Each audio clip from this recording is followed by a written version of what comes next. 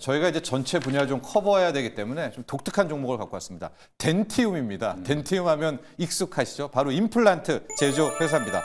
덴티움을 고른 이유는 임플란트로 실적 안정적이다. 특히 중국 시장에서 요즘에 중국 쪽 임플란트 많이 하는데 점유율 꽤 괜찮습니다. 그리고 마지막 하나의 승부수는 이 덴티움이라는 임플란트 회사가 SOFC 관련 사업을 시작한다라는 것까지가 포인트라고 볼 수가 있겠습니다.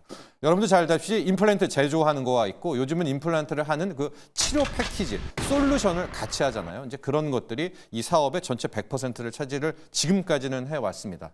그리고 임플란트는 대표적인 수출 물질, 수출 업체입니다. 그래서 사업 구조를 보면 해외 매출이 72%, 거의 국내 매출이 한 20% 정도가 되고요. 연간 매출도 영업이익 보면은 연간 매출이 거의 한 3천억, 4천억 나오고요. 영업이익도 한 1,400억 정도가 나오게 되는 이제 그런 겁니다. 그렇다면 결국 실적 안정성은 있다 이렇게 볼 수가 있지 않겠습니까?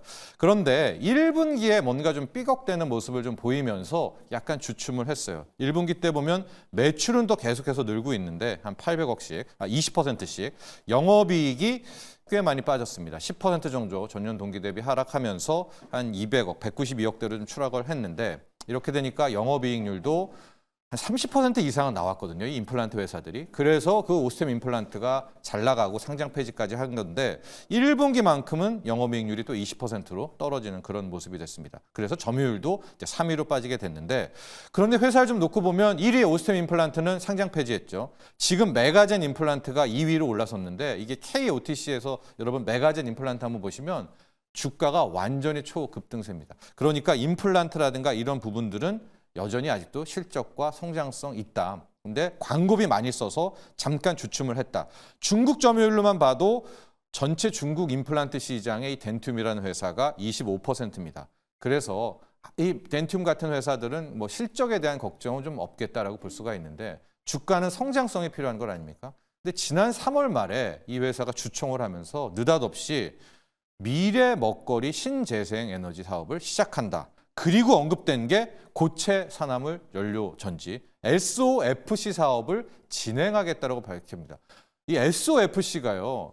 최근 1, 2주에 나온 거잖아요. 근데 2달 전에 이 회사가 SOFC 사업을 시작한다라고 아예 정관까지 바꿔서 이야기를 한 겁니다. 잘 알다시피 SOFC라는 게 아직도 기술 개발 중인 거고요. 우리가 보통 전지는 그냥 딱 메이드가 된 건데 이 SOFC라는 거는 이런 전지가 아니라 큰 전지 사업을 생각하시면 돼요. 거기에 수소든 천연가스든 이런 것들을 밀어놓고 그것들을 산화시키면서 나오는 열을 가지고 이제 전기, 화학으로 바꾸는 이제 그게 SOFC 기술인데 누가 완성한지는 아직도 모르겠죠. 근데 덴티움도 이 SOFC에 도전했다는 겁니다. 접점이 뭔가 봤더니 지르코니아라는 물질이에요. 지르코니아. 지르코니아가 뭐냐면 요즘에 임플란트 하시는 분들은 이 지르코니아라는 단어를 잘 하시더라고요.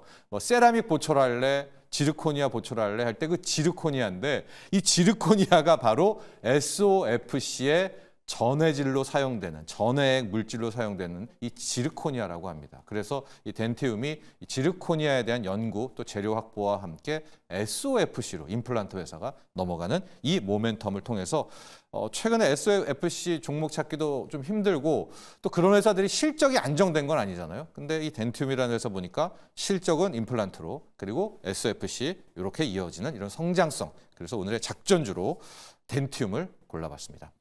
자, 이렇게까지 살펴봤고요. 이어서 시초가 공략주로 바로 넘어가 보도록 하겠습니다.